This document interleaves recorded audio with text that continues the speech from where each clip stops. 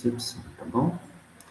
Determinante é uma expressão, é uma palavra que traz em si uma certeza, é uma certeza que incomoda muito o epidemiologista.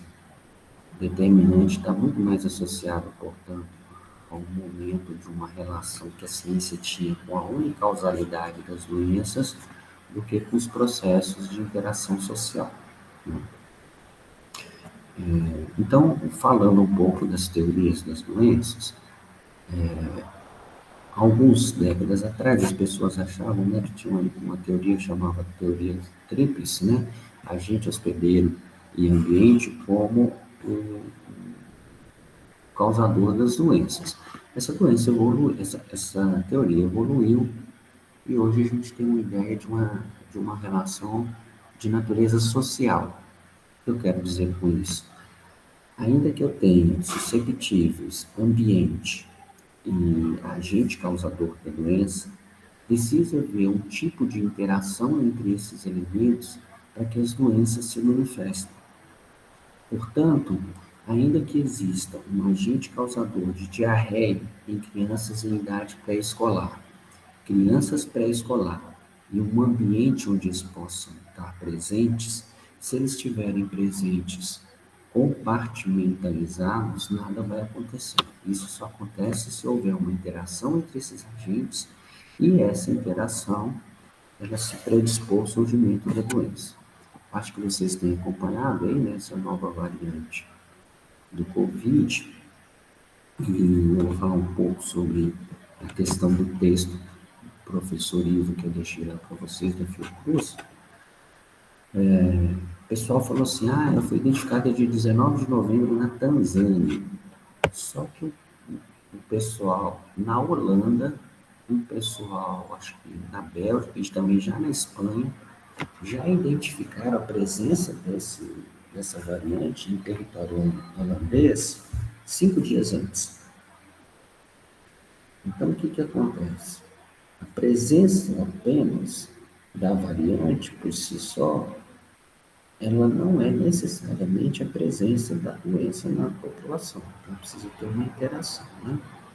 E os determinantes do processo de saúde e doença, eles vão levar em consideração uma série de características que a gente precisa entender.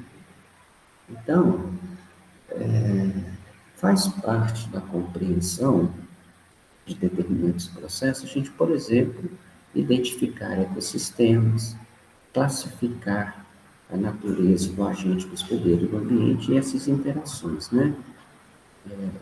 Como vocês já viram, a epidemiologia tem vários conceitos, né?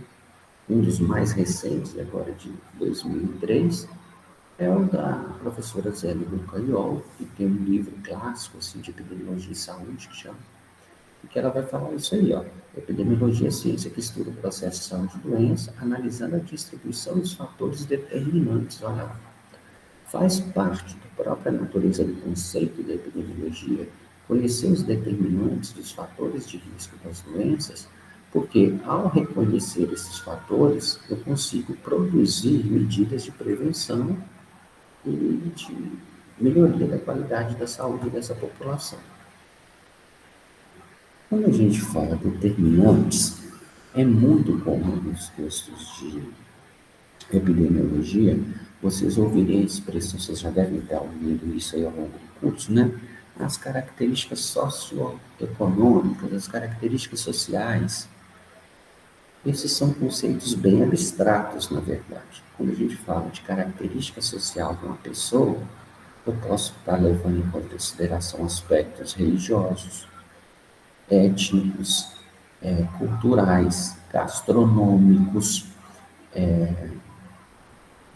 Quando eu falo da questão econômica, eu estou falando, além da relação com o dinheiro, eu estou falando de alguma forma da relação com a cidade, com os meios de transporte, com a forma onde essa pessoa mora, se é um bairro rico, se é um bairro pobre.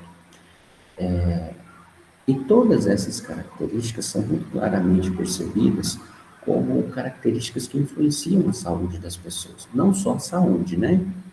mas voltado aqui para o nosso curso é saúde. Então, o que que acontece? Se eu falo para você assim, um homem negro de classe baixa, que ganha pouco e que tem baixo nível de escolaridade, é uma pessoa que tem mais características que podem estar associadas a colocá-lo como uma vítima de uma ação preconceituosa na comunidade. Belo Horizonte, por exemplo. Mas quando eu falo isso, eu não estou falando limitado às características que eu acabei de dizer. Porque quando eu estou falando isso, eu estou falando que essas características sociais e econômicas, elas são parâmetros para o epidemiologista que caracterizam um público-alvo que tem maior risco de sofrer essa violência social. Vocês estão entendendo? Existem alguns padrões, principalmente no que diz respeito a aspecto sanitário, que eu consigo resolver. Portanto, se eu pegar uma criança em idade pré-escolar, tirar ela do bairro pobre, esse bairro que as pessoas têm baixo poder aquisitivo, é uma característica econômica que está altamente correlacionada com falta de saneamento básico, falta de educação e saúde, dificuldade em que essa população tenha uma alimentação equilibrada.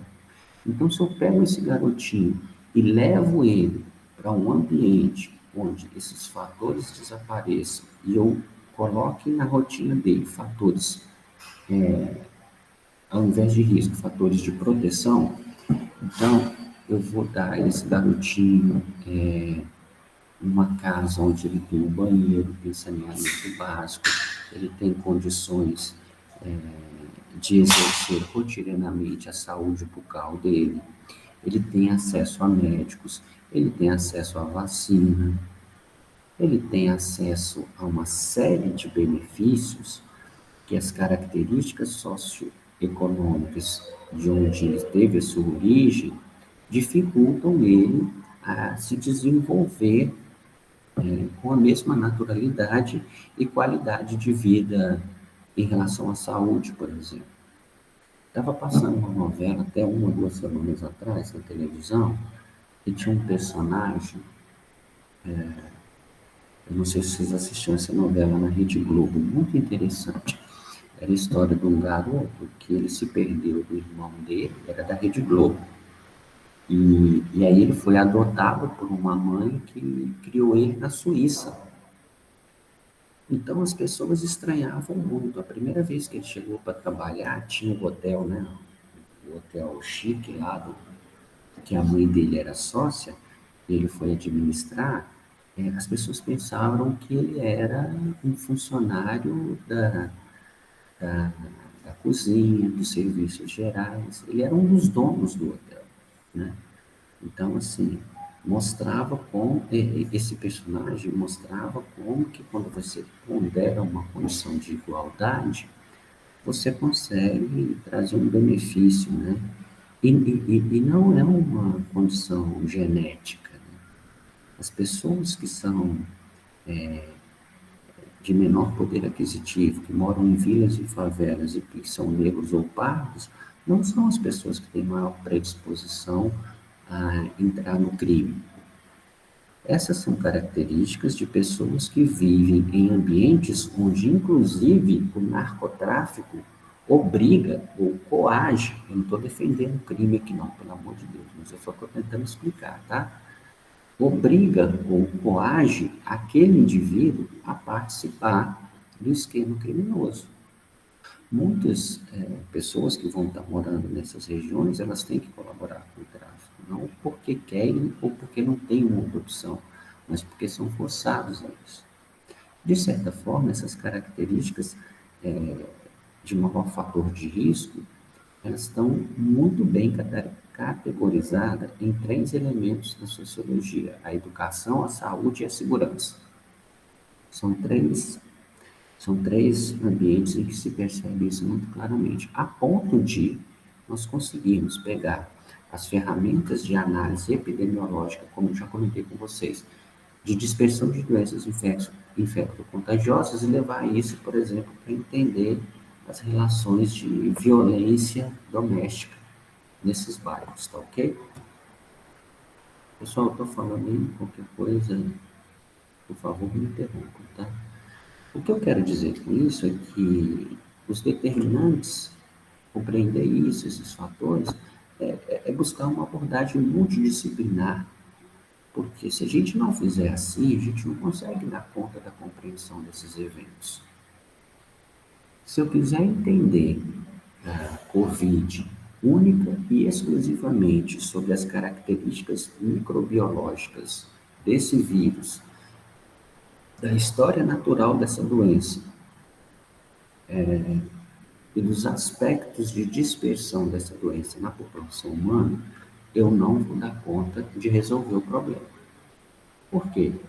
Porque a gente poderia pensar assim, ó, é uma fatia, é um peso, ela tem uma ordem de ponderação importante, mas ela por si só, a gente não consegue resolver.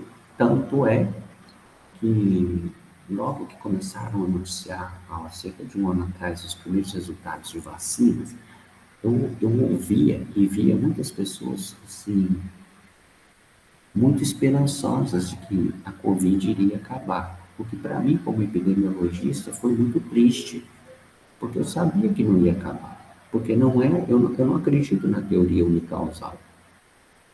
Eu sabia que alguma coisa ia acontecer, eu sabia que, ainda que essas vacinas não tenham um padrão de resposta de proteção como o de outros vírus, ia diminuir muitos indicadores, principalmente de letalidade da doença. Quem produziu a vacina já estava pensando em produzir uma vacina que diminuísse a letalidade da doença, não necessariamente a prevalência ou a incidência da doença, tá ok?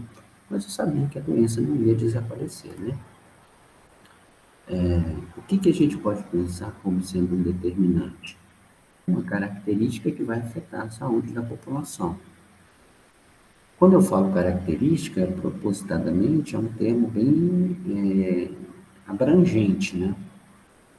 E aí, pessoal, a gente tem que meio que desenvolver a criatividade da gente para entender que muitas destas características, elas são tão somente uma sombra, um reflexo, eu costumo dizer assim, ó, elas são a silhueta da real condição que afeta o indivíduo. Por isso, quando eu falo assim, ó, pessoas que têm menor poder aquisitivo têm estatisticamente maiores taxas de incidência de Covid. Bairros mais pobres têm uma curva de crescimento de Covid mais alta, mais representativa do que bairros mais ricos. Aí eu vou falar para você assim, então quer dizer que se eu der dinheiro para o cara, a taxa de incidência vai cair? Não. Aquele recurso financeiro que eu estou medindo é uma medida indireta de uma característica, de um determinante, de um fator de risco para dentro. Junto com aquilo, eu estou também tentando dizer o seguinte, olha, existe uma chance muito grande de ter nessas moradias um número muito grande de moradores por habitante nas residências por metro quadrado. As casas estão muito próximas umas das outras. Essas pessoas que têm baixo poder aquisitivo, elas infelizmente não têm a oportunidade de trabalhar em casa, porque às vezes a pessoa trabalha com um tipo de tarefa que o máximo que eu vou conseguir é promover um rodízio, mas ela vai ter que pegar ônibus, ela vai ter que se aglomerar, ela vai ter que andar pelo centro da cidade. Então, o meu caso, por exemplo, foi um caso bem privilégio. Eu trabalho com um tipo de serviço que, quando a pandemia começou, eu tive que me organizar, né, organizar minha infraestrutura, e a coisa mais assim, que modificou a minha rotina foi que eu tive que contratar um plano de internet mais robusto, do que o que eu tinha para o meu lazer. Na minha casa eu tinha internet para o meu lazer, eu não trabalhava com internet. Então, quando a gente fala nisso, é esse tipo de criatividade que eu estou chamando a atenção para vocês. Então, eu costumo dizer assim, os vírus, eles não conhecem os limites geopolíticos das cidades, né? O vírus da Covid chega e fala assim, não, eu não vou entrar em Nova Lima, eu vou ficar só em Belo Horizonte, eu vou para o lado de Santa Luzia, eu vou para o lado de Jaboticatubas, mas eu não vou em São Joaquim de Bicas, não, porque São Joaquim de Bicas é uma cidadezinha. Não, não é assim que as coisas funcionam, né? As nossas representações estão para muito além do que muitas vezes a gente tenta ver aqui. Esse gráfico é um gráfico clássico que mostra a queda da taxa de tuberculose pulmonar na Inglaterra e no País de Gales a partir de um determinado período da história. E veja que aqui a gente tem algumas coisas que são o seguinte. Primeiro que assim, já começou uma queda antes mesmo de identificar a causa da doença, tá vendo? Aquilo que eu falo com vocês, o epidemiologista ele não precisa saber o que está causando a doença. Ele encontra características de quem, quando e onde a doença está acontecendo e ele começa a promover medidas de prevenção e controle. Muitas décadas depois, quase 100 anos depois, é que teve o desenvolvimento da quimioterapia e 10, 15 anos depois, o surgimento da vacina para a doença.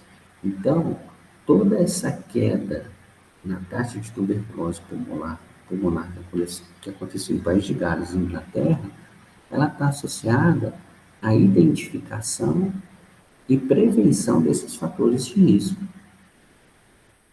o que gerou sucesso para o processo, né? Bom, falando muito de questões do ser humano, mas eu quero chamar a atenção para vocês que quando eu falo de características sociais, de alguma forma, isso também pode ser replicado para as populações animais, sobre duas percepções. Quando a gente fala de condição social, isso está diretamente relacionado à absorção e acesso a conhecimento e informação. Então, se eu tenho dois criadores de caprinos, tá? Um criador, todo o mesmo tamanho de rebanho, mas se um criador ele é médico veterinário, ele tem acesso a informações e a aplicação do conhecimento em seu rebanho diferente de um outro criador de caprinos, que às vezes é um analfabeto funcional e que ele tem um saber de rotina, de aprendizado, de cotidiano, um conhecimento de cultura popular. Conhecimento esse que muitas vezes pode ser o ponto inicial para desenvolvimento de pesquisas e tecnologias, mas a probabilidade do proprietário mais instruído ter sucesso na sua criação é maior. Então, isso é um ponto de vista. Né? Quando a gente fala de condição social, eu estou falando de acesso à informação. Outra coisa eu estou falando de caprinos, mas poderia ser cães, né? Tem aquele cara que é, sei lá, arquiteto e cria dálmata como hobby. E tem um outro cara que ele tem um cachorro, ele gosta, ele tem os cãezinhos dele, mas ele não tem o mesmo nível de acesso à informação e conhecimento. Então, aqueles dois tutores vão ter relações muito diferentes com seus animais. Mas existe uma outra natureza, que é a gente entender uma projeção da condição social para os rebanhos. Então, assim como existem as classes sociais, eu poderia pensar que, no caso dos animais de produção, eu tenho as formas de produção. Então, assim como eu tenho uma determinada classe social que está mais predisposta a ter cárie, eu posso ter determinado sistema de produção que tenha mais predisposição a ter mastite.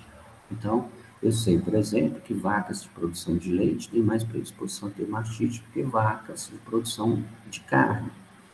Eu sei que, por exemplo, caprinos de origem europeia têm mais predisposição a ter algumas doenças infecto-contagiosas, como Araucária e Maedna Visme do que as raças chamadas crioulas, as raças do nosso continente.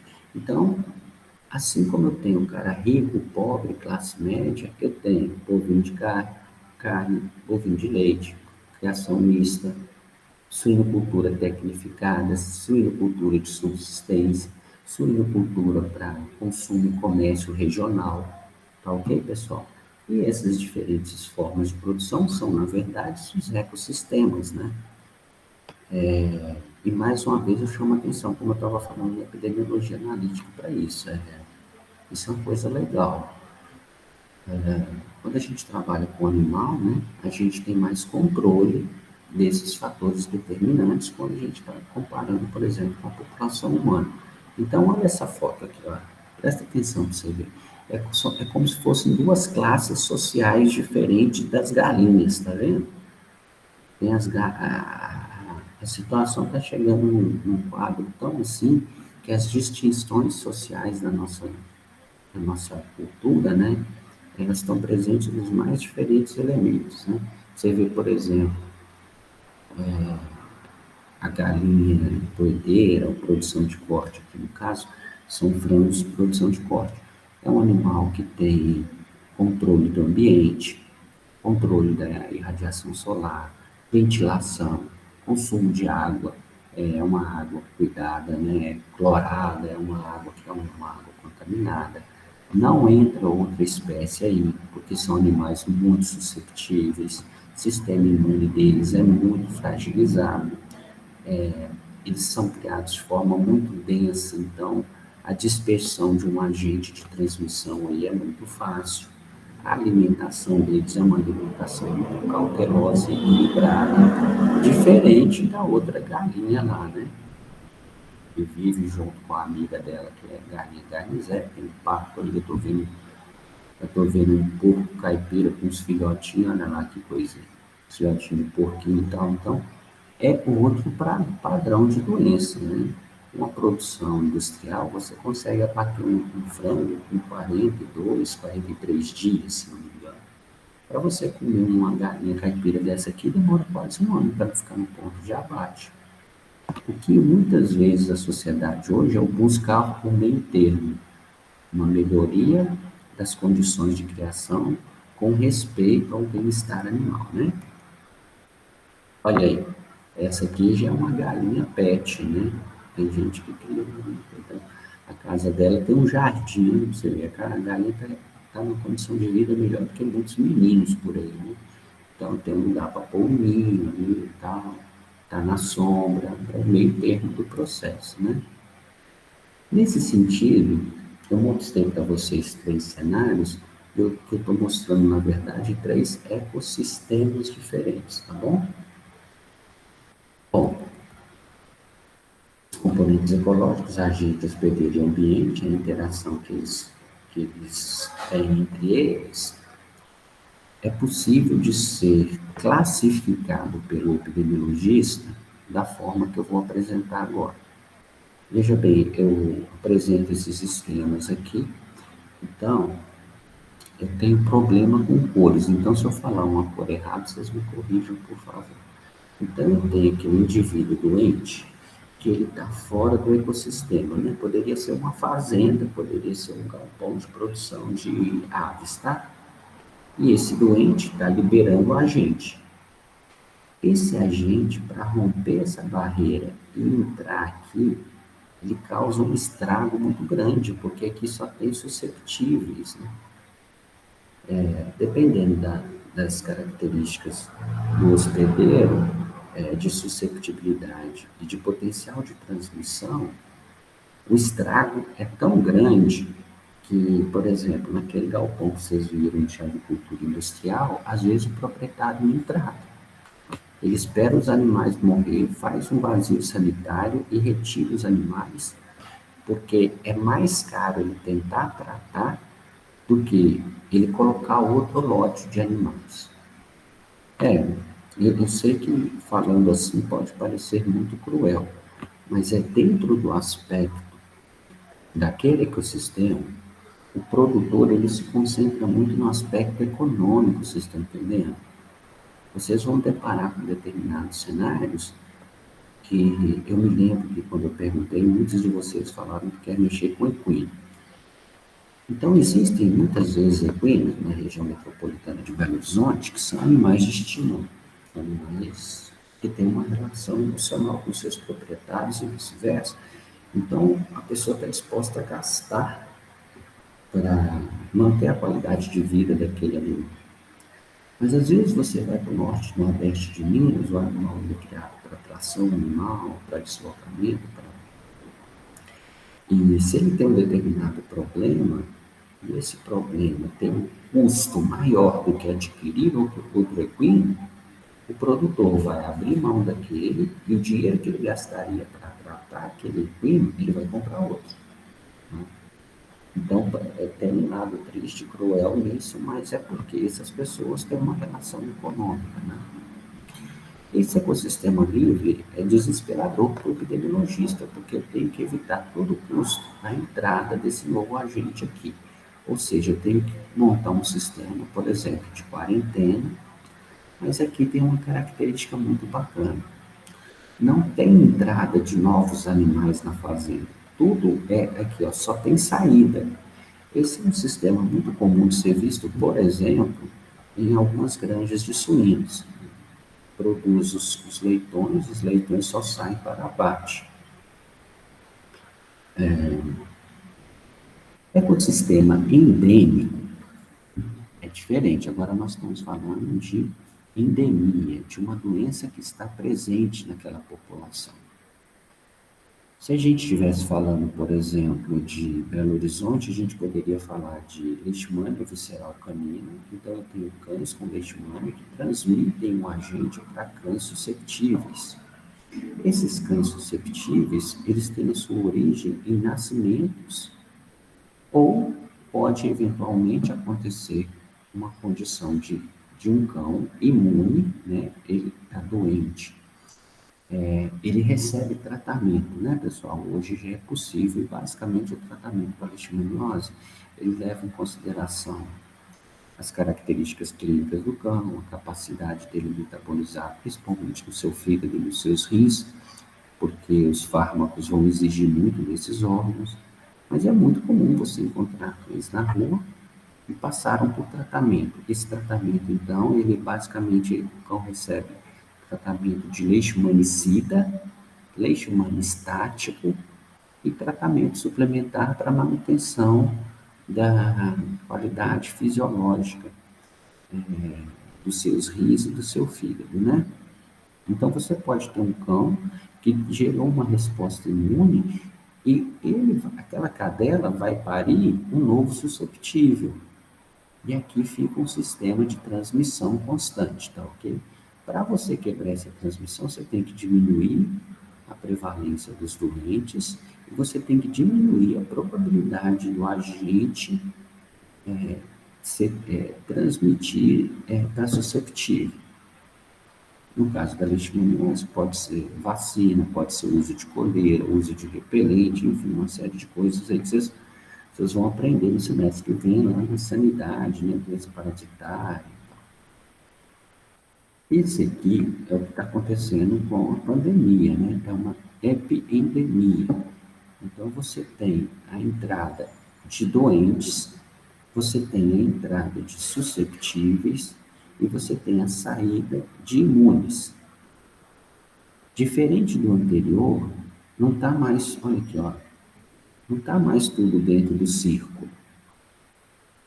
Isso aqui também é muito complicado, né? Você ter entrada contínua de doentes de susceptíveis. Eu vou dar um exemplo agora, pessoal, mas eu quero que vocês ouçam o meu exemplo tão somente como um exemplo de natureza didática, tá ok? Eu não quero aqui levantamento de crítica, não é essa a minha intenção. Mas um ecossistema epidêmico que você pode pensar, quem é de Belo Horizonte, é o mercado central. O mercado central, ele tem esse cenário aí, ó. Imagina que esse círculo aqui é o mercado central, olha, tem entrada de animal susceptível, tem entrada de animal doente. tem saída de animal comum, tem a presença e a transmissão do agente das mais diferentes espécies, tá? Então, por exemplo, eu gosto muito de passarinho, né? Então, tem aquele chamado canário belga. Então, às vezes você chega lá, tem um canário belga bacana, lindo, cantando, maravilhoso.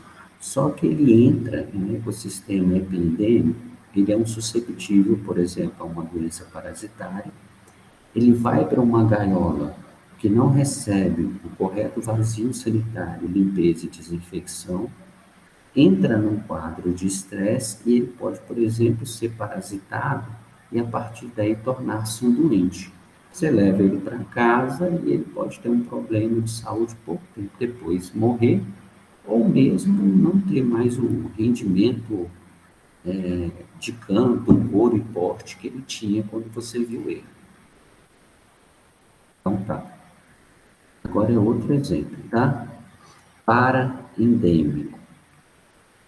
Ah, o que nós temos aqui agora é que nós temos tanto doentes, agentes, quanto susceptíveis, numa condição que é limítrofe ao ecossistema que eu estou estudando. Então, o que eu quero dizer com isso? Quando eu tenho um nascimento de susceptível, ele pode ficar entrando e saindo, o agente ficar entrando e saindo, o doente ficar entrando e saindo. Então, esse ambiente paraendêmico, ele pode ser visto, por exemplo, pelo interior de Minas, Bahia, bom, de uma forma geral, no interior do Brasil, eles têm o hábito de negociação de bovinos nos chamados leilões rurais. Então, o que é o leilão rural? Você tem um pouco isso, né? Você tem um animal que é comprado e vendido, ele fica numa determinada fazenda, então o cara fica juntando o rebanho, fica levando e trazendo o animal. Então, isso gera uma condição de paraendemia. E aqui, ó, eu estava falando de ecossistemas, eu vou falar um pouco rapidamente, muito focado na questão infecciosa e dos animais domésticos. Eu vou tentar dar alguns exemplos de classificação para vocês de outros elementos, né? Nós falamos do ecossistema, agora nós vamos falar de alguns determinantes. Por exemplo, um determinante primário é um determinante que exerce um efeito mais forte. No caso, por exemplo, o vírus da Pseudomonas é o determinante primário para a presença da doença. Mas eu tenho determinantes que são os chamados determinantes secundários, que são os fatores predisponentes. Por exemplo, a ausência de vacinação. A gente sabe que algumas raças são mais susceptíveis à manifestação clínica da sinomose. Características genéticas, por exemplo, os dálmatas têm mais predisposição a problemas renais crônicos. Então, essa é uma possibilidade. Outra possibilidade é se ele é intrínseco ou extrínseco, quer dizer, o que é um determinante intrínseco ao hospedeiro, né? É essa natureza de constituição genética, pode ser uma natureza de sexo, quando eu falei, por exemplo, de câncer de colo de útero, é determinante ser a fêmea para ter piometra. A gente sabe que já existem raças que têm maior predisposição, então, por exemplo, zebus, perdão, bovinos de origem europeia, eles têm, algumas raças, têm, por exemplo, predisposição ao desenvolvimento de carcinoma espinocelular. Então, esses animais podem ter tumores nos tecidos moles, né? E isso é uma predisposição da raça. Uma classificação extrínseca seria externa, né? Então, o animal foi transportado de forma inadequada, eu tenho manejo, eu tenho presença de plantas tóxicas, eu tenho uma série de condicionantes que eu posso, por exemplo, baixar a imunidade do cão e ele chegar num ambiente e começar a manifestar, por exemplo, uma alteração de um micro-organismo que estava em equilíbrio. Então, é muito comum, por exemplo, eu mudar a dieta do cão eu altero a microbiota dele e ele passa a ter vômito e diarreia, por exemplo. Foi um fator extrínseco. E aqui a relação de característica de alguns agentes, né?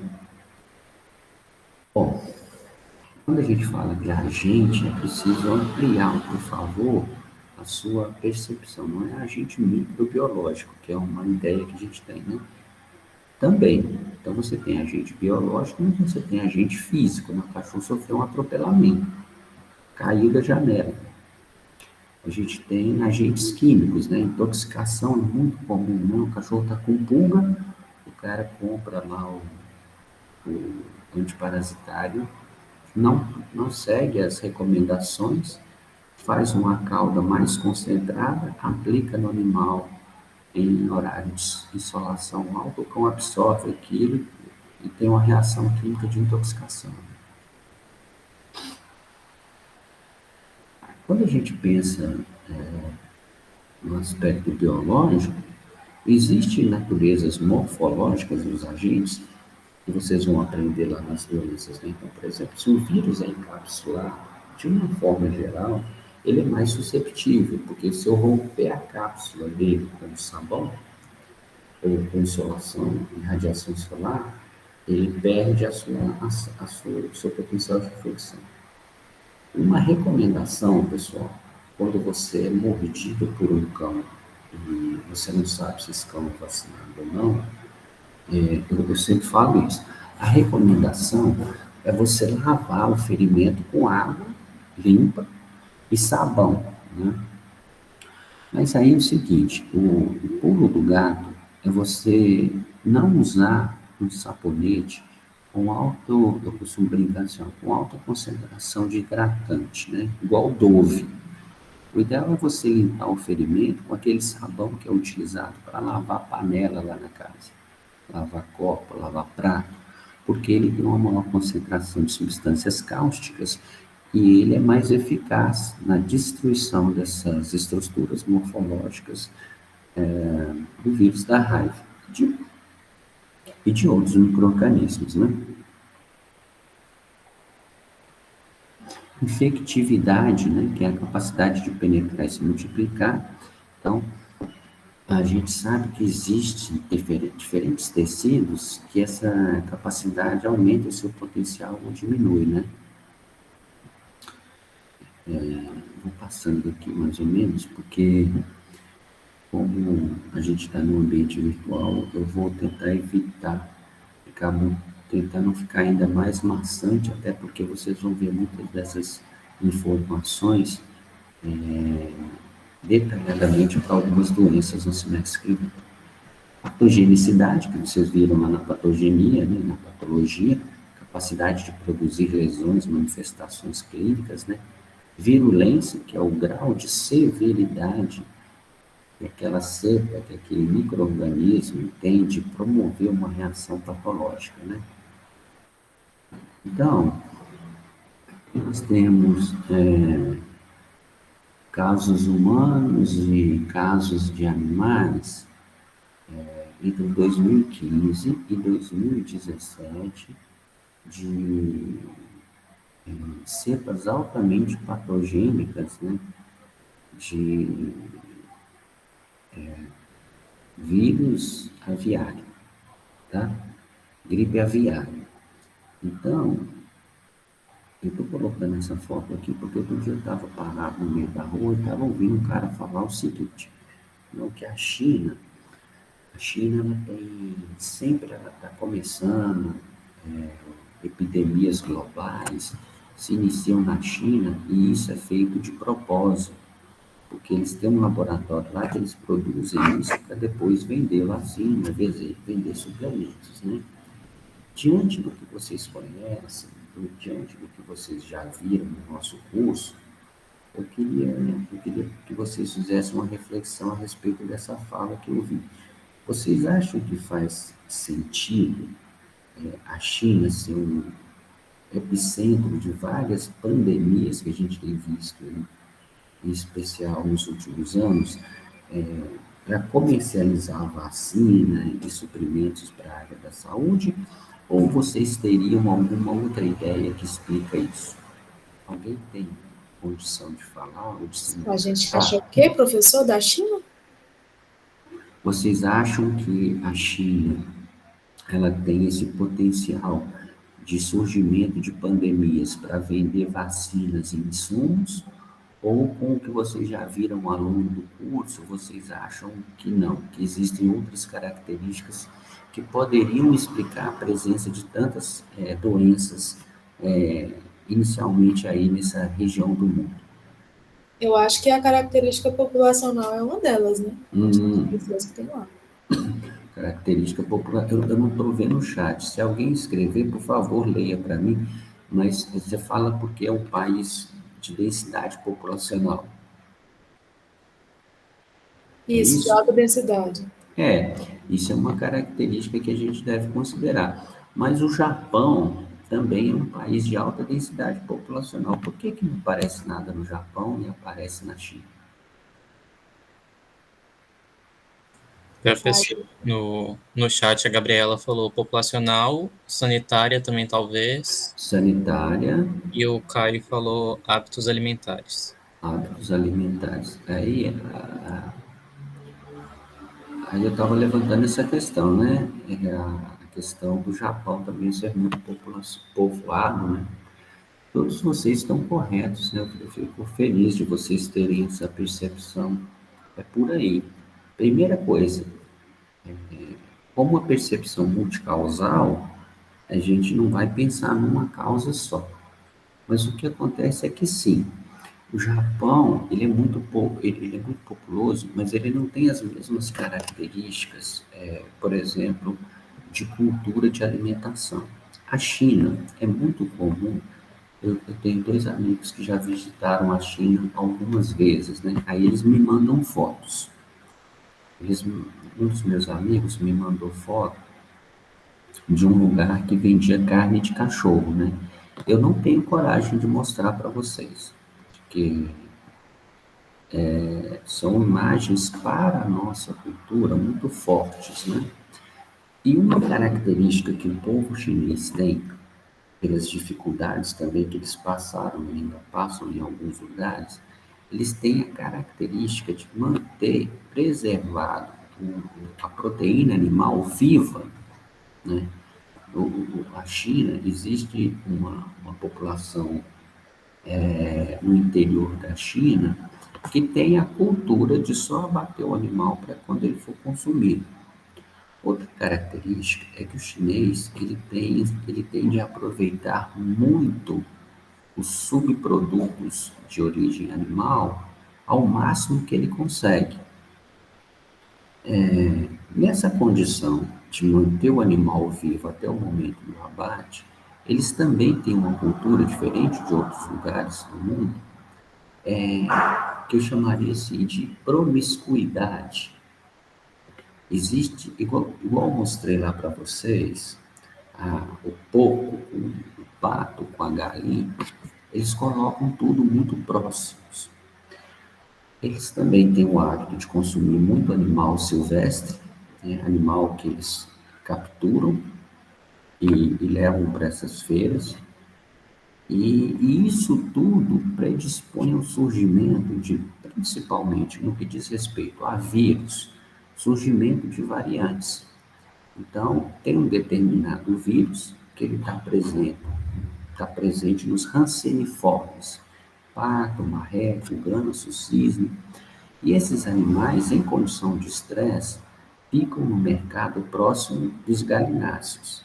E aí ocorre uma mutação, ocorre uma adaptação dessa variante e ela começa a causar gripe nas galinhas e matar as galinhas. Lá pelas tantas, o vírus, sofrendo uma forte pressão de seleção, ele passa para uma nova mutação e começa a se adaptar a outros animais, agora mamíferos, gato, por exemplo. E quando ele entra e se adapta no gato, ele está mais próximo, ele está mais fácil de se adaptar, por exemplo, ao ser humano. Ele se modifica para o suíno, que também é um animal muito presente nessas feiras e na gastronomia chinesa.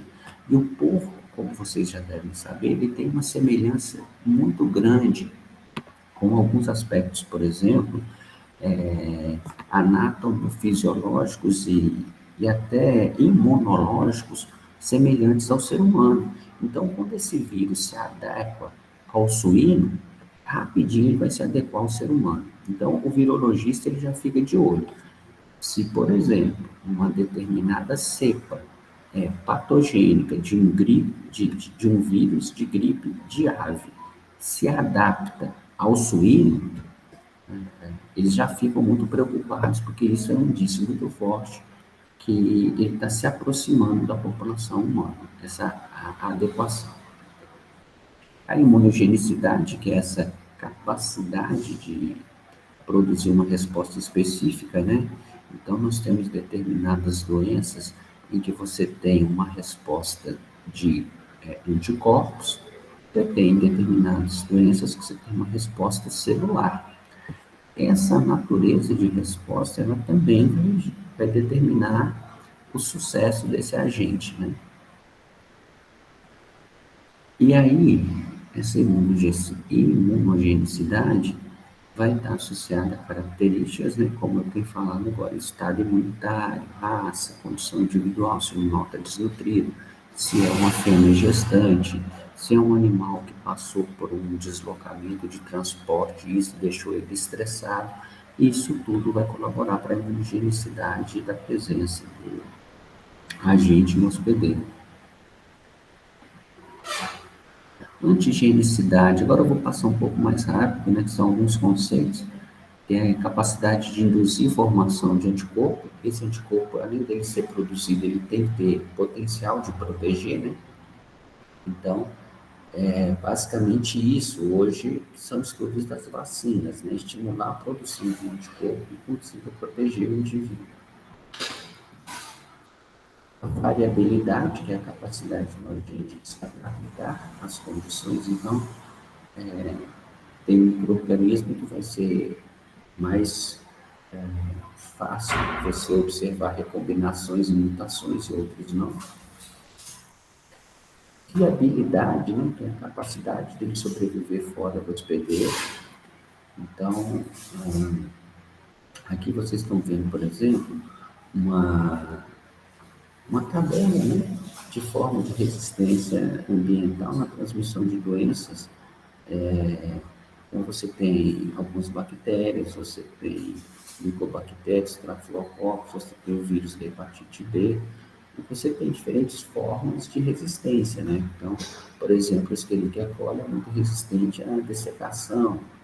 Os clostrídeos são conhecidos porque eles formam esporos, né? Então, eles sobrevivem no ambiente. Staphylococcus aureus, ele forma os aerosóis com potencial de transmissão. Vírus da hepatite B, ele tem uma resistência em superfícies secas, por exemplo. Eu não sei se vocês lembram, mas lá atrás, né, o pessoal estava preocupado com telefone, corrimão, plástico, né? E hoje já se sabe que o Covid não tem esse potencial de manutenção como no primeiro momento a gente pensava que ele tinha, né? Pessoal, eu vou falar rapidamente do hospedeiro, porque eu vou trazer à tona aqui algumas coisas que eu já falei e depois eu vou encerrar, tá? Para não ficar muita coisa. Então, o que acontece do hospedeiro, né? Você tem a sociabilidade, né? Então, você tem características de natureza anatômica, fisiológica e imunológica que vão fazer com que esses hospedeiros tenham uma predisposição à manifestação e transmissão dessas doenças, né? Então, às vezes você vê, por exemplo, um animal que foi selecionado, que é um gato de raça, ele pode, por exemplo, ter mais predisposição à esporotricose do que o gato SRD. Aí, quando você vai olhar, o gato de raça, ele tem uma estrutura de pelo, ele tem uma estrutura anatômica que o focinho dele é mais retraído, ele tem características imunológicas que deixam ele com status imunitário que predispõe à manifestação da esporotricose, né? Enfim, características genéticas, né? Como eu já falei, de espécie e raça. Tamanho e conformação, né? Então, você tem determinados indivíduos que ou vão ser criados no ambiente externo, parque de proteção, vão ficar mais suscetíveis a ter contato com outros animais lá pela fresta do portão, e você vai ter aquele animal que vai ser criado dentro do apartamento, a interação com ele vai ser mais isolada, e isso vai deixar ele numa condição mais confortável de proteção. Sexo, né? Que são as características anatomo-fisiológicas, né? Que vão predispor a diferentes manifestações clínicas. Então, quando vocês forem estudar a brucelose, vocês vão ver que a brucelose pode manifestar ou por inflamação dos testículos ou pela produção de aborto em fêmeas, né? A idade, né? Muito importante, porque você tem diferentes níveis de resistência e desenvolvimento imunológico. Animais muito jovens e muito velhos têm uma tendência de tornarem-se mais susceptíveis. Características individuais, que a gente sabe que tem alguns animais que são mais sensíveis, outros mais resistentes. Modificações que podem estar associadas ao hospedeiro em relação ao ambiente, né? Como eu acabei de falar, se você dá mais abrigo e proteção, se você dá uma alimentação de qualidade, se esse tipo de coisa toda influencia, né? Um exemplo disso, né, no aspecto de coloração de pelagens, a gente sabe que animais mais claros vão ter maior predisposição a sofrer influência da radiação solar e desenvolver carcinomas, como eu falei com vocês. Os sistemas de aptidão, né, que você vai ter produção de leite, produção de carne, densidade, esse tipo de coisa que a gente já tinha falado. Eu vou interromper aqui no ponto de ambiente, eu vou dar continuidade depois na próxima aula, para não ficar em excesso de informações, tá? Alguém quer perguntar alguma coisa? O texto que eu passei para vocês vão ter uma visão mais, eu diria, social nas populações humanas. Mas depois eu vou propor, isso foi proposital, depois que vocês lerem esse texto, a ideia é a gente fazer um exercício e projetar as informações do texto para o espaço da criação de animais domésticos, monitoramento de animais silvestres, um objeto de interesse mais focado na medicina veterinária, digamos assim, reconhecida no consciente coletivo das pessoas, tá bom? Alguém quer perguntar alguma coisa? O documento de atividades questões dos tá? Ah, é? Quando você cola lá?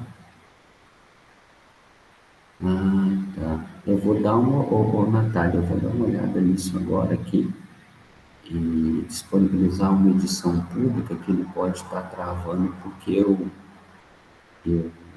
não liberei acesso livre. Caio escreveu aqui hábitos alimentares. Deixa eu ver. Hábitos alimentares, então.